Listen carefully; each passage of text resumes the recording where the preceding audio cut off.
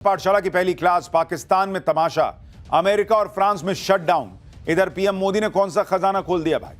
विदेशी धरती से राहुल गांधी का नया कांड, मोदी चीन को लेकर क्या कहा कि बवाल मच गया। बाइक हल्की कार भारी क्यों, राहुल गांधी का ऐसा सवाल जिसे सुनकर दिमाग हिल जाएगा। पहले चीन ने ट्रंप को हड़काया, अब दोस्त मोदी के लिए अमेरिका से पुतिन क्यों भिड़ गए हैं, अब इसका सबसे पहले चैप्टर खोल रहा हूं। पूरी दुनिया में इस वक्त हाहाकार मचा हुआ है। क्या अमेरिका, क्या फ्रांस, क्या पाकिस्तान, सबकी हालत खराब है। पाकिस्तान में तो गजब तमाशा चल रहा है, वहां पीओके में भयंकर विद्रोह हो रहा है। पाकिस्तान की फौज को वहां की पब्लिक दौड़ा दौड़ा कर पीट रही है बॉस। ये सब क्यों हो रहा है ये आपको आगे विस्तार से बताऊंगा, लेकिन बात सिर्फ पाकिस्तान की नहीं है बॉस। अमेरिका और फ्रांस जैसे देशों की स्थिति डावाडोल है। वहां शटडाउन हो चुका है अमेरिका में। 2-3 दिन से अमेरिका जो है वो ठप पड़ा हुआ, शटडाउन। लोगों को कह रहे हैं सरकारी कर्मचारियों घर बैठो, आना मत ऑफिस। शटडाउन का मतलब है कि वहां पर बजट ही पास नहीं हो पा रहा। बजट पास नहीं हो रहा है तो सरकार चलाने के लिए पैसा ही नहीं है, पैसे नहीं है तो सैलरी नहीं दी जा सकती। आप देखिए क्या चल रहा है दुनिया में। ये ट्रंप भाई साहब दुनिया को ये टैरिफ वो टैरिफ, ऐसा पैसा कमा लिया, वैसा पैसा कमा लिया। सरकारी कर्मचारी को देने के लिए पैसा नहीं है इसके पास। दुनिया में क्या चल रहा है आप देखिए बॉस। अमेरिका से लेकर फ्रांस से लेकर उधर नेपाल देखिए, इधर पाकिस्तान देखिए, लेकिन भारत में मोदी राज में क्या हो रहा है भाई। अमेरिका में पूरा सरकारी सिस्टम ठप हो गया। हजारों सरकारी कर्मचारियों को बिना वेतन के छुट्टी पे भेज दिया गया है। हजारों कर्मचारी ऐसे हैं जो बिना वेतन के काम करने को मजबूर हैं। और दूसरी तरफ भारत में सरकारी कर्मचारियों को मोदी सरकार दिवाली का डबल तोहफा दे रही है। करिए कि बोनस भी ले जाओ, महंगाई भत्ता लिए भी ले जाओ। वहां सैलरी आना मुश्किल है अमेरिका में, यहां डबल तोहफा मिल रहा है दिवाली पर। अमेरिका की तरह ही फ्रांस में भी शटडाउन जैसे हालात बन गए। लोग वहां सरकार से और ज्यादा आर्थिक मदद मांग रहे हैं कि पैसा दीजिए, हमारे पास पैसा नहीं है। प्रदर्शन की वजह से वहां एफिल टावर बंद करना पड़ गया है। दूसरी तरफ भारत में जीएसटी और इनकम टैक्स को कम करके लोगों पर आर्थिक बोझ कम कर दिया नरेंद्र मोदी। महंगाई कंट्रोल में है, आर्थिक विकास दर दुनिया में टॉप पर है। यानी जिस वक्त अमेरिका और फ्रांस जैसे ताकतवर देशों की जमीन हिल रही है, पैर उखड़ रहे हैं, उस वक्त भारत में प्रधानमंत्री नरेंद्र मोदी किस तरह भारत की इकोनॉमी को, भारत के लोगों की चिंताओं को समझते हुए फैसले ले रहे हैं, वो अभूतपूर्व है बॉस। पूरी दुनिया देख के हैरान है कि आदमी कैसे कर पा रहा है भाई, हमसे नहीं हो रहा। दुनिया इस बात पर हैरान है कि नरेंद्र मोदी की कूटनीति से अमेरिका चौतरफा कैसे फंस गया। भाई पहले चीन ने ट्रंप को हड़का दिया था, ये सब नहीं चलेगा दादागिरी, तुम क्या कर रहे हो। अब दोस्त मोदी के लिए पुतिन सीधे अमेरिका से भिड़ गए भाई। पुतिन ने कैसे भारत को लेकर ट्रंप की क्लास लगा दी, आज आपको यह भी दिखाऊंगा। लेकिन नरेंद्र मोदी की इस दमदार कूटनीति के बीच राहुल गांधी में कुछ नहीं बदला बॉस। उनको अभी भी कुछ नहीं दिख रहा। वो फिर विदेश गए हैं, फिर वही कांड कर रहे हैं। विदेश की धरती पर जाकर राहुल गांधी नया कांड करके आए। राहुल गांधी ने विदेशी धरती से मोदी और चीन पर ऐसा क्या कह दिया कि बवाल मच गया है। और ऐसी ऐसी बात कह दी है बॉस कि गाड़ी भारी क्यों होती है, बाइक हल्की क्यों होती है। पूरा छीछा लेदर हो गया, मजाक उड़ रहा है कि राहुल गांधी जो बोल रहे हैं इसको समझने के लिए दिमाग का फ्यूज उड़ जाएगा। राहुल गांधी की बात तो आगे करूंगा कायदे से, लेकिन पहले दुनिया में जो हो रहा है उसे देखना जरूरी है। क्योंकि जिस वक्त भारत में नरेंद्र मोदी इकोनॉमी के लिए बड़े बड़े फैसले ले रहे हैं और लोगों को लगता है कि इसमें क्या है, इकोनॉमी रॉकेट बनी है तो बनी है, जीएसटी में रिफॉर्म कर दिए तो कर दिए, महंगाई डबल डिजिट में नहीं जा रही तो क्या ही हो गया, हमारे डीए बढ़ा दिए तो बढ़ा दिए, क्या ही हो गया। बॉस ये जो बातें आपको छोटी छोटी लग रही हैं, वो दुनिया के सिनारियों में देखिएगा तब आपको पता चलेगा कि बॉस भारत आज की डेट में कहां खड़ा है। अमेरिका जैसा ताकतवर देश बाप बाप कर रहा, फैसले नहीं ले पा रहा। 3 दिन हो गए, अमेरिका का पूरा सिस्टम ठप पड़ गया है। 3 दिन से शटडाउन चल रहा है। अमेरिका में इस वक्त क्या क्या बंद हो चुका है आप देखिए, सुनिए। अमेरिका की स्पेस एजेंसी नासा बंद हो गई भाई, सिर्फ कुछ सर्विस चल रही है। 83% स्टाफ नासा का छुट्टी पे चला गया है। बताइए, जिसको जाना था चांद पे वो चल गए छुट्टी पे। शटडाउन की वजह से अमेरिका का एजुकेशन डिपार्टमेंट बंद हो गया। करीब 87% स्टाफ छुट्टी पर चला गया एजुकेशन डिपार्टमेंट का। ट्रंप जो पढ़ा रहे थे कि मैं अमेरिका को ग्रेट अगेन बना दूंगा, मागा अमेरिका ग्रेट अगेन, लोग कह रहे हैं मागा मतलब मेक अमेरिका गरीब अगेन है क्या जी। शटडाउन की वजह से अमेरिका में म्यूजियम और नेशनल पार्क बंद हो रहे हैं। म्यूजियम का टिकट खरीदेगा कैसे आदमी, पैसा ही नहीं है। अमेरिका में डिपार्टमेंट ऑफ लेबर ने काम करना बंद कर दिया है, पैसा नहीं दीजिएगा काम कौन करेगा। अमेरिका का कॉमर्स विभाग करीब करीब ठप पड़ गया, वहां 81% स्टाफ छुट्टी पर चला गया। अमेरिका का एनर्जी, एग्रीकल्चर, हाउसिंग और अर्बन डेवलपमेंट का भी आधे से ज्यादा स्टाफ छुट्टी पर है। सबसे ज्यादा असर डिफेंस पर पड़ा है। रक्षा विभाग में करीब 3,34,000 लोग छुट्टी पर चले गए। 3,34,000 लोग बॉस। यह अमेरिका का हाल है। काम करने के लिए लोग नहीं है, ताला लटका हुआ है। वर्क फ्रॉम होम भी नहीं है। यह मत सोचिएगा कि भारत की तरफ वर्क फ्रॉम होम चल रहा होगा ना, वर्क फ्रॉम होम नहीं चल रहा है, वर्क इन होम चल रहा है। लोग अपना झाड़ू पोछा करके टाइम पास कर रहे हैं। क्या करें, पैसा नहीं दे रहा है। सोचिए 3 दिन में अमेरिका का यह हाल हो गया। शटडाउन का क्या असर पड़ता है उसे आप अमेरिका में फ्लाइट सर्विस के उदाहरण से समझें। अमेरिका में एयरलाइंस ने अपने यात्रियों को पहले ही आगाह कर दिया कि शटडाउन की वजह से फ्लाइट सर्विस में देरी हो सकती है, क्योंकि अभी ट्रांसपोर्टेशन सिक्योरिटी एडमिनिस्ट्रेशन के ऑफिसर और एयर ट्रैफिक कंट्रोलर से जुड़े लोग बिना सैलरी के काम कर रहे हैं।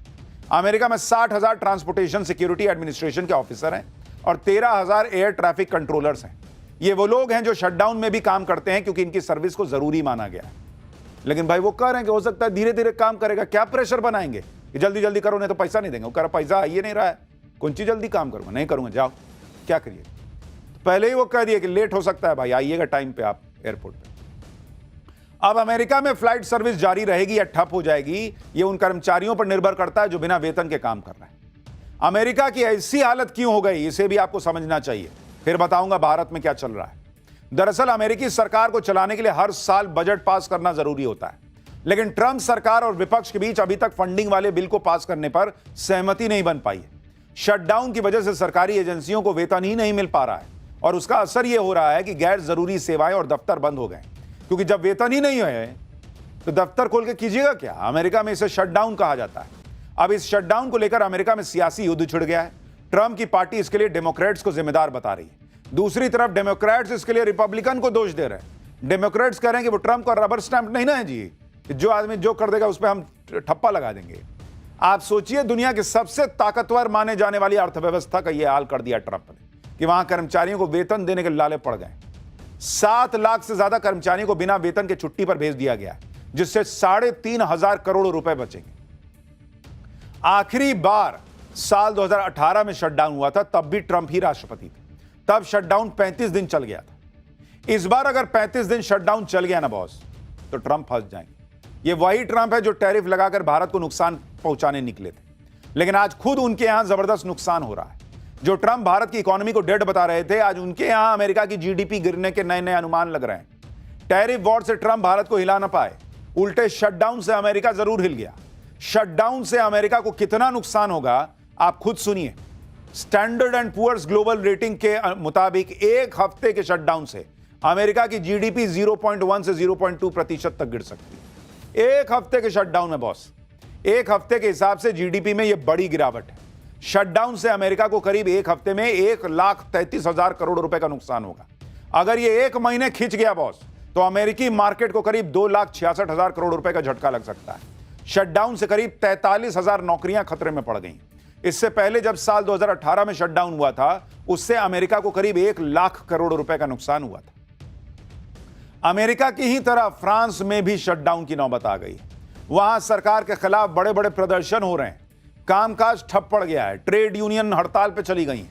ये देखिए एफिल टावर, हालत ये हो गई है कि पेरिस में एफिल टावर को बंद करना पड़ गया है। एफिल टावर पर बोर्ड लगा दिया गया है कि हड़ताल की वजह से एफिल टावर बंद है। बताइए, ये दुनिया की बड़ी बड़ी इकोनॉमीज का हाल है बॉस। पैसा नहीं है उनके पास। और यहां भारत में जीएसटी में थोड़ा सा रिफॉर्म हुआ, भाई साहब लाइन लग गई कि ये खरीद ले वो खरीद ले। लोग जाड़ा आने वाला, ठंडा आने वाला कह रहे हैं, एसी खरीद लेते हैं, सस्ता मिल रहा। ऐसा पॉकेट में पैसा है।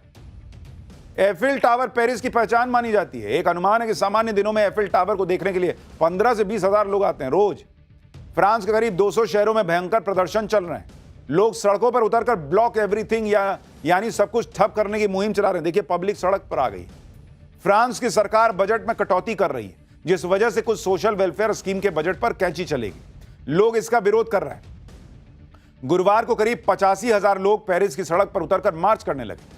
हेल्थ केयर वर्कर थे, टीचर थे, स्टूडेंट थे, सब उतर गए सड़क पे। बॉस, कि पैसा काट लोगे हमारा क्या होगा। लेकिन वहां सरकार से संभल ही नहीं रहा है। कह रही कि पैसा नहीं काटेंगे तो देश खत्म हो जाएगा। अमीरों पे ज्यादा टैक्स लगाने की ये लोग मांग कर रहे हैं कि उनसे लो ना जी, हमसे क्यों ले रहे हो। साथ साथ पढ़ाई, स्वास्थ्य के क्षेत्र में सरकार से खर्च बढ़ाने के लिए भी कह रहे हैं। लेकिन पैसा होगा तब तो सरकार करेगी, सरकार कर ही नहीं पा रही है। लेकिन यही चीज अपने यहां देखिए बॉस, जो लोग सपना पाल रहे हैं कि जेनजी जैसा आंदोलन भारत में हो जाए, उनको देखना चाहिए कि भारत कहां आज चमकता सितारा बना हुआ है। फ्रांस अमेरिका जैसे देशों का बुरा हाल है, लेकिन आप भारत को देखिए, नरेंद्र मोदी धड़ाधड़ फैसले ले रहे हैं, धड़ाधड़ डील पे डील कर रहे हैं, बड़ी बड़ी डील लॉक कर रहे हैं, जिससे भारत की इकोनॉमी बम बम हो जाएगी। यूएई, यूके, ऑस्ट्रेलिया के साथ फ्री ट्रेड एग्रीमेंट करने के बाद भारत ने यूरोप के 4 देशों के साथ फ्री ट्रेड एग्रीमेंट लागू कर दिया है। इन 4 देशों में स्विट्जरलैंड है, नॉर्वे है, आइसलैंड है और लिechtenstein है। भारत ने इन 4 देशों के समूह यूरोपियन फ्री ट्रेड एसोसिएशन के साथ हुए एग्रीमेंट को लागू कर दिया है। इस समझौते की खास बात यह है कि इसमें पहली बार निवेश और रोजगार को शर्तों के साथ जोड़ दिया गया है। अब होगा क्या? असर यह होगा कि यूरोप के जो ये 4 देश हैं, अगले 15 साल में भारत में $100 बिलियन यानी करीब 8,86,000 करोड़ रुपए निवेश करेंगे। इससे करीब 10 लाख नौकरियां भारत में जनरेट होंगी। वाणिज्य और उद्योग मंत्री पीयूष गोयल के मुताबिक Swiss state secretary for economic affairs ने भारत में $150 बिलियन अतिरिक्त निवेश का भी वादा किया है। यानी अगर सब कुछ ठीक चला तो भारत में 100 बिलियन नहीं बल्कि कुल 250 बिलियन यानी करीब 22 लाख करोड़ रुपए का निवेश आएगा। यह कर रहे हैं नरेंद्र मोदी। पीएम मोदी कल देश के युवाओं को 62,000 करोड़ की बड़ी सौगात भी देने वाले हैं। कल युवाओं के स्किल डेवलपमेंट से जुड़ी योजना की शुरुआत करेंगे। इस योजना के तहत देश भर के 1,000 सरकारी आईटीआई को अपग्रेड किया जाना है।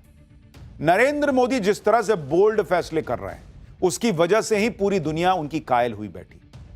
आप रूस और पुतिन को देखना लीजिए। अमेरिका ने इतना प्रेशर बनाया, लेकिन भारत ने साफ कर दिया कि रूस से दोस्ती ना टूटेगी, रूस से तेल खरीदना बंद नहीं करेंगे।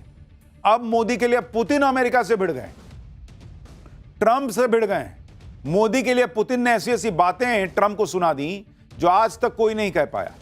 टैरिफ के मुद्दे पर अमेरिका को जवाब देते हुए पुतिन ने कह दिया भाई भारत की तरफ से कि क्या समझे हो, भारत की जगह आगे झुकने वाला नहीं है, भारत स्वाभिमानी है, भारत के लोग ऐसा अपमान बर्दाश्त नहीं करेंगे।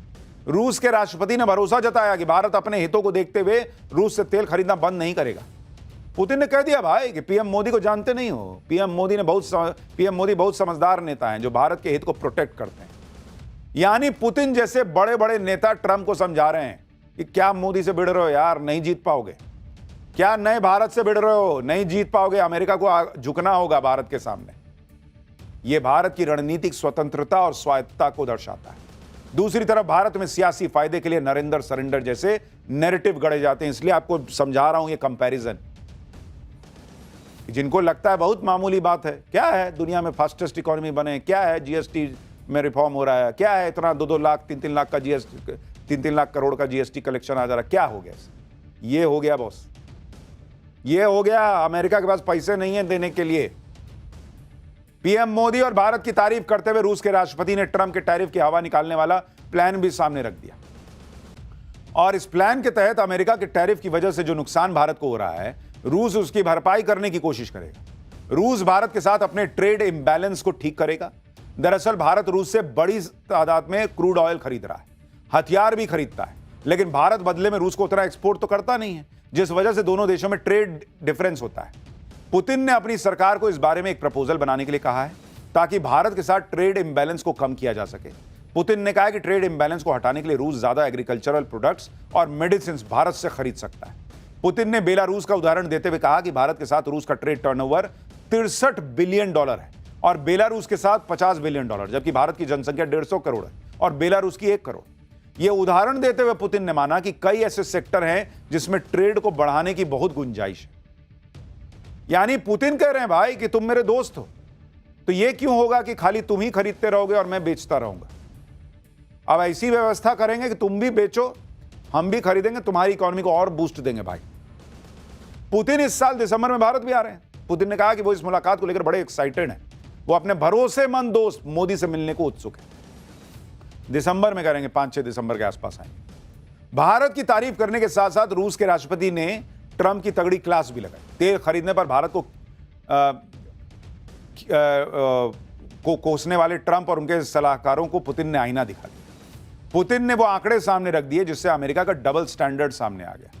रूस के राष्ट्रपति ने बताया कि खुद अमेरिका रूस से यूरेनियम खरीदता है, जबकि भारत को रूस से व्यापार करने से रोकता है। पुतिन ने कहा कि रूस अमेरिका को यूरेनियम बेचने वाला दूसरा बड़ा सप्लायर है। साल 2025 में अमेरिका को यूरेनियम बेचकर रूस को करीब $1.2 बिलियन मिलने का अनुमान। तो पुतिन ट्रंप को एक्सपोज कर रहे हैं भाई, भारत के लिए, मोदी के लिए, कि तुम लोग क्या मोदी के पीछे और भारत के पीछे पड़े हो जी। तुम तो खुद हमसे खरीद रहे हो, ना खरीदो हमसे। अगर तुमको लगता है मेरे पास पैसा आ रहा है इसलिए मैं यूक्रेन से लड़ रहा हूं, तो तुम खरीदना यूरेनियम बंद कर दो। भारत से क्या भिड़ रहे हो, नौटंकी करते हो। पुतिन ने एक ही झटके में उस अमेरिका को एक्सपोज कर दिया जो यूक्रेन युद्ध के लिए भारत को जिम्मेदार ठहराने में लगा हुआ था। यही वजह है कि जब ट्रंप ने यूरोप के देशों से भारत पर टैरिफ लगाने के लिए कहा तो यूरोप के देश भी पीछे हट गए। यूरोप के देश ये जानते हैं कि जब वो खुद रूस से अपनी एनर्जी जरूरतों को पूरा कर रहे हैं तो किस मुंह से भारत को रोकेंगे बॉस। यानी एक तरफ तो दुनिया के बड़े बड़े नेता भारत की ताकत को मान रहे हैं, नरेंद्र मोदी के नेतृत्व में नए भारत का जलवा मान रहे हैं, और राहुल गांधी, कांग्रेस पार्टी, भाई ये लोग ऐसा माहौल बनाने में लगे हैं जैसे मोदी ने सब बर्बाद कर दिया। राहुल गांधी एक बार फिर विदेश चले गए और हर बार की तरह इस बार भी विदेश जाकर ऐसे ऐसे बयान दे रहे हैं जिससे यहां हंगामा मचा हुआ है। राहुल गांधी ने कोलंबिया में एक यूनिवर्सिटी के कार्यक्रम में कहा कि भारत में लोकतंत्र पर हमले हो रहे हैं, लगातार लोकतंत्र को खत्म करने की कोशिश की जा रही है। भारत में राहुल गांधी कहते हैं कि लोकतंत्र बचाने की जिम्मेदारी उनकी नहीं है, विदेश जाकर कहते हैं कि लोकतंत्र पर हमले हो रहे हैं। नरेंद्र मोदी दुनिया में जाते हैं, दुनिया को बताते हैं कि भारत बहुत शानदार गति से आगे बढ़ रहा है, आइए आप भी इस गति में जुड़ जाइए हमारे साथ। भारत को आगे ले जाने में हम आगे पूरा दम लगा रहे हैं, आप भी आइए और भारत में निवेश कीजिए। राहुल गांधी विदेश जाते कहते सब बर्बाद हो गया, बस कुछ ना बचा वहां। राहुल गांधी विदेश जाकर इसी तरह के बयान देते हैं। बीजेपी ने राहुल गांधी के इस बयान पर पलटवार किया। बीजेपी कह रही है कि कांग्रेस आज देश विरोधी ताकतों का हाथ का खिलौना बनकर रह गई। सुनिए एक बार। बहुत स्पष्ट हो गया है कि कांग्रेस इस समय राष्ट्र विरोधी तत्वों के हाथ का एक खिलौना बनती जा रही है। कांग्रेस का नेतृत्व एक जमाने में इतना परिपक्व था, आज की डेट में उतना ही अपरिपक्व है। कांग्रेस का नेतृत्व एक जमाने में अल्ट्रा लेफ्ट और इन लोगों को यूज करना जानता था, इंदिरा गांधी और पीवी नरसिम्हा राव तक। आज उनके द्वारा यूज होने लगा है। यह सिर्फ कांग्रेस के लिए समस्या नहीं है, आज देश के लिए चिंता का विषय है। राहुल गांधी ने भारत के लोकतंत्र को खतरे में बताया, साथ ही दूसरे खतरों के बारे में भी बात की। राहुल गांधी ने कहा कि भारत में अलग अलग भाषाएं हैं, अलग अलग धर्म हैं, सभी को जगह देनी। भारत में चीन जैसा सिस्टम नहीं लगाया जा सकता है जहां लोगों को दबाया जाता है। ऐसा भारत में करना बहुत खतरनाक होगा। राहुल गांधी को कभी चाइना का मॉडल पसंद आता है, कभी चाइना का मॉडल पसंद नहीं आता है। कह रहे हैं भारत में जो है वो आवाजों को दबाया नहीं जाता। कौन सी आवाज दब रही है बॉस? इस देश में प्रधानमंत्री को मां की गाली स्टेज से दे दी जा रही है, और कितनी आजादी चाहिए लोगों को? हाय हाय मोदी, मर जा मोदी के सड़क पर नारे लग जाते हैं, और कितनी आजादी चाहिए लोगों को? जो सीए आया नहीं, जो एनआरसी आई नहीं थी, उसके लिए सड़क छेक के बैठ गए 2 महीना। बच्चा लोग स्कूल जा रहा है, 4-4 घंटा लग जा रहा है उसको, लोग परेशान हो रहे हैं, एम्बुलेंस नहीं निकल पा रही है। और कितनी चाहिए आजादी भाई? क्या आजादी में चाहिए इन लोगों को, मुझे समझ में नहीं आता है। राहुल गांधी विदेश से ऐसी बयानबाजी को पहली बार कर रहे हैं। जब विदेश जाते हैं इसी तरीके की बात करते हैं और फिर फंस भी जाते हैं। आप देखिए अप्रैल 2025 में अमेरिका के बोस्टन में क्या कह दिए कि चुनाव आयोग कॉम्प्रोमाइज्ड है, इसके सिस्टम में कुछ तो बहुत गलत है। सितंबर 2024 में अमेरिका में बोले कि भारतीय लोकतंत्र पिछले 10 सालों से टूटा हुआ था, अब यह लड़ रहा है। सितंबर 2023 में ब्रसेल्स में कहा था कि भारत में फुल स्केल असॉल्ट हो रहा है, भारत में भेदभाव और हिंसा बढ़ रही है। 2022 में लंदन में बोले कि भारत की संस्थाएं परजीवी बन गई हैं, डीप स्टेट यानी सीबीआई ईडी को डीप स्टेट बता दिया, भारत को चबा रहा है। मार्च 2018 में मलेशिया में कहा था कि अगर प्रधानमंत्री होता तो नोटबंदी प्रस्ताव कूड़ेदान में फेंक देता। साल 2018 में सिंगापुर में बोले थे कि भारत में डर और नफरत का माहौल है। जनवरी 2018 में बहरीन में बयान दिया कि सरकार समुदायों के बीच नफरत फैलाने में जुटी हुई है। यानी इनके हिसाब से यही चल ही रहा है पिछले 10 साल से। तो चल रहा है तो सब कैसे नरेंद्र मोदी को जिता दे रहे हैं। बीजेपी राहुल गांधी के इस पैटर्न पर पलटवार कर रही है। बीजेपी कह रही है राहुल गांधी जब विदेश जाते हैं वो कुछ नया सीख के आते हैं। इस बार जब लौटेंगे तो जो सिखाया गया होगा वो आकर बोलेंगे। खैर राहुल गांधी यहां एटम बम फोड़े, हाइड्रोजन बम फोड़ने की बातें कर रहे हैं वो तो समझ में आता है, लेकिन वहां उन्होंने कार्यक्रम में ऐसी बात बोल दी कि लोगों का दिमाग फट गया अपने आप सुन के। उनके बयानों पे बड़ा विवाद हो रहा है। कोलंबिया में ही राहुल गांधी ने कार और बाइक के वजन को लेकर ऐसा सवाल पूछ लिया कि लोग दिमाग हिल गया भाई कि कहना क्या चाहते हो। राहुल गांधी कह रहे हैं कि बाइक जो है वो 2 लोग को लेकर जाती है तो 100 किलो की है और गाड़ी 3000 किलो की है, उसमें एक आदमी भी बैठ के जा रहा है तो 3000 किलो की गाड़ी क्यों है भाई? अब ये सवाल सुन के सड़क पर खड़ी गाड़ियां और बाइक आपस में भिड़ गए, बाइक पलट गई। करे कि क्या सवाल था भाई, हम लोग तो आज तक सोचे नहीं। Very deep. कोलंबिया की EIA यूनिवर्सिटी में राहुल गांधी ने यह सवाल पूछा, खुद जवाब भी दिए क्योंकि बाकी तो कोई जवाब दे नहीं सकता था इस सवाल का। राहुल गांधी ने बताया कि कार भारी और बाइक हल्की इसलिए होती है क्योंकि दोनों के इंजन में फर्क है। जब एक्सीडेंट होता है तो बाइक का इंजन अलग हो जाता है, जबकि एक्सीडेंट होने पर कार का इंजन कार के अंदर घुस जाता है और पैसेंजर को मार डालता है। गहरी सांस लेनी पड़ती है सब समझने के लिए, फिर भी समझ में नहीं आता है। क्या समझाना चाह रहे थे वही जानते हैं। राहुल गांधी के ऐसे बयान को सुनकर बीजेपी भी चुटकी ले रही। बीजेपी कह रही कि राहुल गांधी के मैकेनिकल इंजीनियरिंग के इस ज्ञान से बड़ी बड़ी कार निर्माता कंपनियों के इंजीनियर छाती पीट रहे होंगे। राहुल गांधी कह रहे हैं कि बाइक जो है ना, जैसे एक्सीडेंट होता है इंजन अलग हो जाता है, इंजन आपको नहीं मार पाता। अरे इंजन क्या मारेगा बॉस? सड़क पे लदबदा के गिर जाइएगा, माथा फट जाएगा, आप खुद ही मर जाइएगा, इंजन क्या मारेगा? क्या बोलते हैं भाई? राहुल गांधी खुद ऐसे मौके देते हैं जिसका बीजेपी फिर फायदा उठाती है। कोलंबिया से राहुल गांधी की एक तस्वीर भी शेयर की। इस तस्वीर में राहुल गांधी ने भारतीय कंपनी की बाइक दिखाई। राहुल गांधी ने लिखा कि बजाज, हीरो और टीवीएस को कोलंबिया में इतना अच्छा प्रदर्शन करते देखकर गर्व हो रहा है। यह दिखाता है कि भारतीय कंपनियां इनोवेशन से जीत सकती हैं, भाई भतीजावाद से नहीं। यानी राहुल गांधी को इंडियन कंपनियों के प्रोडक्ट विदेश में देखकर गर्व हो रहा है। इसी पे तो पीएम मोदी जोड़ न दे रहे थे boss. PM Modi make in India शुरू करते हैं, भारतीय कंपनियों को सुविधाएं देते हैं जिससे भारत आत्मनिर्भर हो, विदेश में भारतीय प्रोडक्ट जाए। तो यहां तो कहते हैं कि मेक इन इंडिया बेकार है, वहां जाकर फोटो डाल रहे हैं। आप ये भी देखिए कि राहुल गांधी देश में कहते हैं कि इंडियन इकोनॉमी डेड है, विदेश जाकर भारत की इकोनॉमी तेजी से बढ़ रही है कह रहे हैं, यानी खुद ही अपने बयान को गलत बता रहे हैं।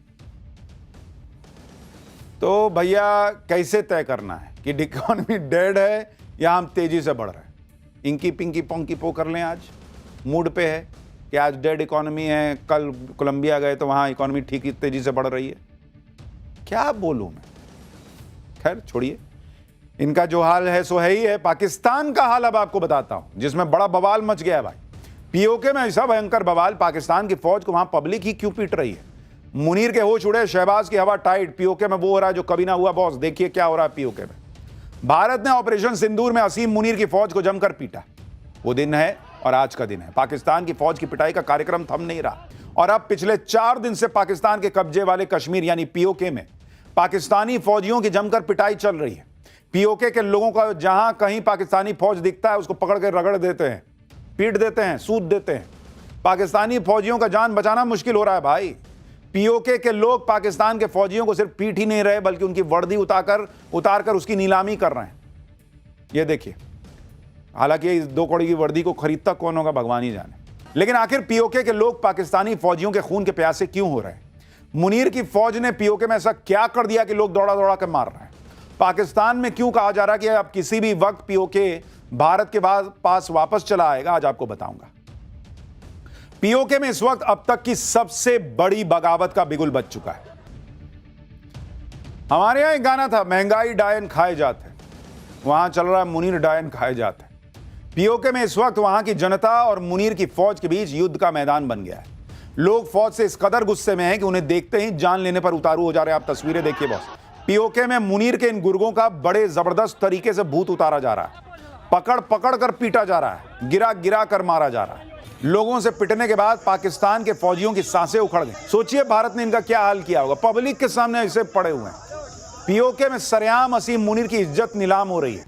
अब एक और वीडियो आपको दिखाता हूं। सड़क के किनारे पाकिस्तानी फौजियों और पुलिस वालों के हेलमेट्स, शील्ड्स और जैकेट्स का ढेर लगाया जा रहा है। लोग आकर इन्हें पहनकर देख रहे हैं, यानी सड़कों पर फौजियों की वर्दियों की सेल टाइप लगी हुई है। देखिए कैसे खड़ा कर दिया गया है। 10-10 रुपए में पाकिस्तानी पुलिस की वर्दियां बिक रही हैं। अब 10 से ज्यादा की तो औकात भी नहीं है। जैसे मंगल और बुध बाजार नहीं लगता है, वैसे वहां शुक्र बाजार लगा हुआ है। 10-10 रुपए में 6 पजामा ले जाओ। पीओके में इस वक्त हालत यह है कि लोग असीम मुनीर के खून के प्यासे हो चुके हैं। अगर असीम मुनीर इनको वहां दिख जाए भाई, उसको वहीं पे पटक के ये लोग रगड़ दें। दरअसल 29 सितंबर को पीओके में जम्मू कश्मीर संयुक्त अवामी एक्शन कमेटी ने विरोध प्रदर्शन बुलाया था। यह विरोध प्रदर्शन पीओके विरोधी सरकारी नीतियों और फौज के अत्याचार के खिलाफ बुलाया गया था, जिसमें पूरे पीओके में बंद और चक्का जाम का आयोजन किया गया। इस दौरान पाकिस्तानी फौज और सुरक्षा बलों की तैनाती बढ़ा दी गई। आंदोलन को बाहरी साजिश और प्रोपेगेंडा बताने की कोशिश की गई। पूरे पीओके में ये लोग इंटरनेट बंद कर दिए, मोबाइल नेटवर्क बंद कर दिए। लेकिन हालात तब बिगड़े जब पाकिस्तानी फौज और सुरक्षा बलों ने प्रदर्शनकारियों पर गोली चला दी। कहा जा रहा है इसी के बाद मामला बिगड़ गया। 29 सितंबर को पीओके में शांतिपूर्ण प्रदर्शन कर रहे प्रदर्शनकारियों पर फौज और पुलिस की गोलीबारी में 8 प्रदर्शनकारियों की मौत हो गई थी। यह वीडियो देखिए जिसमें एक शख्स जमीन पर पड़ा है और लोग कह रहे हैं कि इसे फौज ने गोली मार दी। 29 सितंबर से लेकर 1 अक्टूबर तक 3 दिन में पाकिस्तानी फौज और पुलिस की गोलियों से पीओके में 40 से ज्यादा लोगों की जान जा चुकी थी। इन मौतों का बदला लेने के लिए लोगों ने फौजी काफिलों पर अटैक करने शुरू किए। आर्मी के गाड़ियों को आग के हवाले कर दिया गया, सरकारी संपत्तियों को तहस नहस किया गया और अब पीओके के लोगों ने ठान लिया है कि वो या तो पाकिस्तान से आजाद होकर रहेंगे या फिर अपनी मांगों को मनवा कर रहेंगे। इसलिए अब पूरे पीओके से प्रदर्शनकारियों के काफिले मुजफ्फराबाद की तरफ कूच कर चुके हैं, जो पीओके की राजधानी है, जहां पीओके के लोग पाकिस्तान सरकार और फौज के खिलाफ बड़े प्रदर्शन की तैयारी कर रहे हैं। देखिए पूरा काफिला जा रहा है बॉस, ये अल्टीमेटम है, लास्ट अल्टीमेटम। पीओके में प्रदर्शनकारियों की 38 मांगे हैं, 38। पीओके के लोगों के साथ होने वाले भेदभाव को बंद किया जाए, पीओके में पाकिस्तानी फौज के अत्याचारों को खत्म किया जाए। प्रदर्शनकारियों की मांग है कि बिजली परियोजनाओं में लोकल लोगों के फायदे को ध्यान में रखा जाए। आटे और बिजली के बिलों पर छूट देने की मांग भी की गई है। आंदोलनकारी आईएसआई समर्थित मुस्लिम कॉन्फ्रेंस को आतंकी संगठित घोषित करने की भी मांग कर रहे हैं। यानी पीओके के लोग खुद पर होने वाले अत्याचार के खिलाफ और अपनी बुनियादी जरूरत को पूरा करने के लिए प्रदर्शन कर रहे थे, लेकिन पाकिस्तान की सरकार और फौज ने उन पर गोलियां चलवा दी। अब तो पाकिस्तानी भी कह रहे हैं कि पीओके में जो आग भड़की है उसमें कहीं शहबाज और मुनीर ही न जल जाएं। यानी पाकिस्तान के अंदर ही लोग कह रहे हैं कि ये जो आग लगी है ये बुझने वाली नहीं है, ये पीओके जो सुलग रहा है ये अब बहुत मामला पाकिस्तान के हाथ से निकल गया है। पीओके में अपने फौजियों को पिटता देखकर असीम मुनीर के भी होश उड़े हुए हैं। शहबाज की हालत टाइट है, इसलिए पाकिस्तान सरकार ने पीओके में पत्रकारों की एंट्री बैन कर दी, लेकिन पीओके की आवाज को दबाना मुनीर और शहबाज के लिए मुश्किल हो रहा है, इसलिए अब वो पत्रकारों को पिटवा रहे हैं। पाकिस्तान सरकार पीओके में विद्रोह को कुचलने के लिए हर संभव उपाय कर रही है। उसको लग रहा है पत्रकार को मारेंगे, दिखाएगा नहीं। बॉस आज की डेट में चीजें छुपती हैं। इस्लामाबाद से 1000 सैनिक पीओके भेजे गए, पूरे इलाके में इंटरनेट बंद कर दिया गया है। सेना और सुरक्षा बल मिलकर फ्लैग मार्च कर रहे हैं, लेकिन पीओके से उठी बगावत की गूंज अब पूरे पाकिस्तान में फैल रही है, जिसके बाद अब शहबाज शरीफ घुटने टेकने को मजबूर हो रहे हैं। पाकिस्तान सरकार ने बयान दिया है कि इस्लामाबाद से एक उच्च स्तरीय प्रतिनिधिमंडल पीओके भेजा गया है। शहबाज सरकार लोगों की शिकायतों के समाधान के लिए तैयार है। यानी कल तक जो शहबाज शरीफ पीओके के प्रदर्शनकारियों को उपद्रवी बता रहे थे और असीम मुनीर उन्हें गोलियां मरवा रहा था, अब उनकी एकड़ी निकल गई। पब्लिक ने जब दौड़ा दौड़ा के पीटना शुरू किया तो इनको ये लोग भाई नजर आ रहे हैं, और जब तुम गोली चलवा रहे थे, मार रहे थे, तब भाईचारा मर गया था। पीओके में अब शहबाज शरीफ सरकार बैकफुट पर है। आज भारत ने भी पीओके में पाकिस्तानी फौज की बर्बरता पर पाकिस्तान को खूब खरी खोटी सुनाई। विदेश मंत्रालय ने कहा कि पाकिस्तान का दमनकारी रवैया और अवैध कब्जा ही पीओके में इन हालात की जड़ है। पीओके के कई इलाकों में आम नागरिकों पर पाकिस्तानी फौज की ज्यादती पाकिस्तान की नीतियों का नतीजा है, जहां वो स्थानीय संसाधनों का शोषण करता है और जनता पर अत्याचार करता है। भारत ने स्पष्ट किया कि पाकिस्तान को इन गंभीर मानवाधिकार उल्लंघनों के लिए जिम्मेदार ठहराया जाना चाहिए। भारत ने कहा है कि पीओके पर पाकिस्तान का कब्जा पूरी तरह जबरन और गैरकानूनी है और वहां लोगों की आवाज को दबाने की उसकी कोशिश पूरी दुनिया के सामने उजागर हो रही है। कुछ वक्त पहले रक्षा मंत्री राजनाथ सिंह ने कहा था कि हमें पीओके को लेने की जरूरत नहीं पड़ेगी, पीओके खुद हमारे पास आ जाएगा। अब पाकिस्तान में लोग कह रहे हैं कि राजनाथ सिंह ने जो कहा था वो सच होने वाला है। पाकिस्तान के लोग कह रहे हैं बॉस कि पीओके के लोग चाहते हैं कि भारत से जुड़ जाएं, भारत के पास वापस आ जाएं, ये कब्जा जो है पाकिस्तान ने जो कर रखा है उससे निकल जाएं, क्योंकि भारत में विकास है, भारत में फ्री एंड फेयर इलेक्शंस हैं। ये पाकिस्तान के लोग कह रहे हैं। पाकिस्तान वो देश है जो अपने ही लोगों पर गोलियां चलवाता है और आतंकवादियों को पालता पोसता है। यानी आम पाकिस्तानियों से ज्यादा इज्जत पाकिस्तान में आतंकवादियों की होती है। जुमे पर सीएम योगी का वो एक्शन, आई लव मोहम्मद के नाम पर बवाल काटने वालों का कंप्लीट इलाज हो गया क्या? मौलाना तौकीर रजा एंड टीम पर ऐसा एक्शन कि मौलाना खुद शांति की अपील करने पर कैसे आ गए। मुजाहिद आर्मी, ब्लैक डायरी और बरेली के गुनहगारों का वो खुलासा जो आपको शॉक दे देगा। पिछले शुक्रवार को बरेली याद है ना बॉस, पूरे यूपी को सुलगाने की वहां साजिश हुई थी। आज फिर शुक्रवार था, जुम्मा था, बहुत बड़ा चैलेंज था। लोगों को लगा भाई पिछले बार तो बड़ा कांड हुआ, आज फिर कुछ ऐसा ना हो जाए पिछली बार जैसा। लेकिन बॉस, एक हफ्ते के अंदर सीएम योगी आदित्यनाथ और उनकी पुलिस ने साजिश के मास्टरमाइंड, उनके मददगारों पर जो ताबड़तोड़ एक्शन लिया, जिस तरह दंगाइयों के अवैध ठिकानों पर बुलडोजर गरजा, जिस तरह दंगों की साजिश की कलई खुली, उसने यूपी को सुलगाने का जो मंसूबा पालने वाले थे उनकी सारी गर्मी निकाल दी बॉस। आज बरेली में बवाल के बाद दूसरा जुमा था, लेकिन आप स्थिति देख लीजिए। आज बरेली में जुमे की नमाज पर किसी तरह का कोई बवाल नहीं हुआ। अब तक आई लव कैंपेन की आड़ में बवाल को भड़काने में जुटे मौलानाओं के सुर बदल गए। आज मौलाना युवाओं से शांति की अपील करते नजर आए। अब तक आई लव मोहम्मद के लिए खुद को हर सजा के लिए तैयार बताने वाले ओवैसी भी युवाओं को कानून नहीं तोड़ने की नसीहत देने लगे। यानी ओवैसी से लेकर हर मौलाना तक के सुर बदल गए एक हफ्ते में। योगी आदित्यनाथ ने उसी उत्तर प्रदेश में जिसमें पिछले जुमे को बवाल हुआ था, उस जुमे से इस जुमे के बीच में हालात और जज्बात सब बदल दिए। आज पाठशाला में बताऊंगा एक हफ्ते के अंदर सीएम योगी ने कैसे ये सब कर दिया। आपको याद होगा कि पिछले शुक्रवार को बरेली में किस तरह दंगाइयों की भीड़ बेकाबू हुई, पुलिस पर पथराव किया गया और फायरिंग तक के आरोप लगे। लेकिन बॉस, आज की तस्वीर देखिए। हफ्ते भर में एक जुमे से दूसरे जुमे के बीच में कैसे हालात बदल गए। बरेली में आज जुमे की नमाज के दौरान पूरी शांति थी, सब कुछ सामान्य नजर आया। नमाज के तय वक्त पर लोग मस्जिदों में आते रहे, नमाज पढ़कर घर वापस जाते रहे। बरेली आज शांत इसलिए नजर आया क्योंकि पूरे शहर के चप्पे चप्पे पर पुलिस के जवान तैनात कर दिए गए थे। खुद डीएम और एसपी ने फ्लैग मार्च को लीड किया। शहर की गलियों में फ्लैग मार्च करके बवाल करने का मंसूबा पालने वालों को क्लियर मैसेज दे दिया गया कि तुम अगर उपद्रव करोगे तो इलाज के लिए हम भी खड़े हैं। जमीन पर पुलिस ने फ्लैग मार्च किया तो आसमान में ड्रोन कैमरे से निगरानी रखी जा रही थी। ये वही ड्रोन कैमरे हैं जिनकी मदद से पुलिस बरेली में हुए बवाल के आरोपियों की पहचान में जुटी और उन्हें सलाखों के पीछे भेजा जा रहा है। पुलिस के ताबड़तोड़ एक्शन का ही असर है कि बवाल करने वाले अब कान पकड़कर माफी मांग रहे हैं, दोबारा कभी गलती नहीं करने की बात कर रहे हैं। बरेली के मामले में यूपी पुलिस ने ताबड़तोड़ एक्शन लिया और सारे उपद्रवियों की गर्मी निकाल दी। भाई वो खुद कान पकड़ के कह रहा ना कि कभी ऐसा नहीं करूंगा, इसका मतलब कुछ ऐसा किया था कि उसको पता है कि इस वजह से उस पर एक्शन हुआ है। लोग माहौल क्या बना रहे हैं? तो मुसलमान को दबाया जा रहा है। कौन बात का मुसलमानों को दबाने का नैरेटिव है बॉस? वो खुद ना कान पकड़ के कह रहा है कि अब कभी गलती नहीं करेंगे। गलती किया है मान ना रहा है, लेकिन नहीं। बरेली के मामले में राजनीति की गर्मी बढ़ी हुई है। अखिलेश यादव ने समाजवादी पार्टी के 14 लोगों की टीम बनाकर बरेली भेजने का ऐलान कर दिया। संभल से सपा सांसद जकीउर रहमान जैसे नेता भी शामिल हैं इसमें, जो पिछले साल संभल में हुए दंगों में खुद आरोपी नंबर 1 थे। जिस तरह अखिलेश यादव और उनकी पार्टी संभल हिंसा में शामिल लोगों को बेगुनाह बता रही थी, उसी तरह बरेली में कह रहे हैं कि नहीं, ये लोग भी बेगुनाह हैं। पुलिस पर निर्दोष लोगों पर लाठीचार्ज का आरोप लगाया जा रहा है। इनको कोई गुनहगार दिखता ही नहीं है, बस बशर्ते कि वो मुसलमान होना चाहिए। बरेली के मामले में राजनीति होने लगी है, लेकिन उधर यूपी पुलिस के ताबड़तोड़ एक्शन रुकने वाले नहीं है बॉस। अब तक 26 सितंबर को हुए बवाल को लेकर 10 केस दर्ज हो चुके हैं।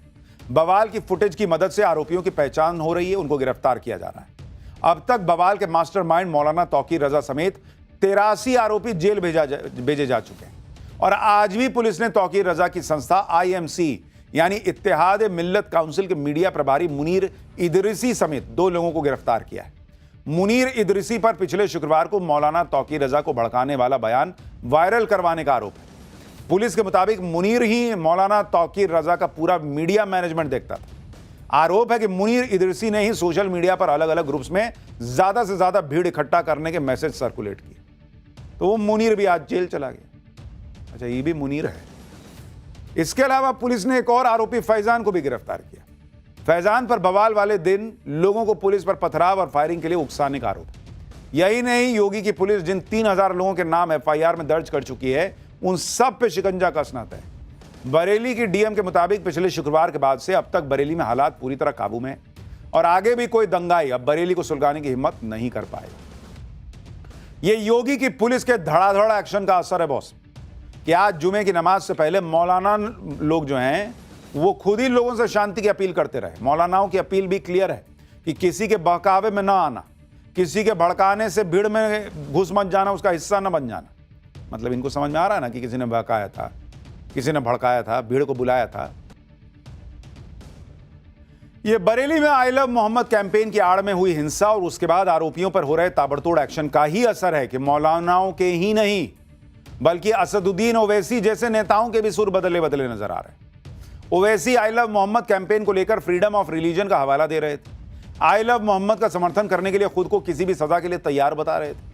लेकिन एक हफ्ते में आखिर ऐसा क्या हो गया भाई कि ओवैसी को आई लव मोहम्मद के पोस्टर से दूरी बनानी पड़ गई। ये तस्वीरें पुणे में हुए एक इवेंट की हैं जिसमें कुछ लोगों ने ओवैसी को आई लव मोहम्मद लिखा पोस्टर गिफ्ट करने की कोशिश की।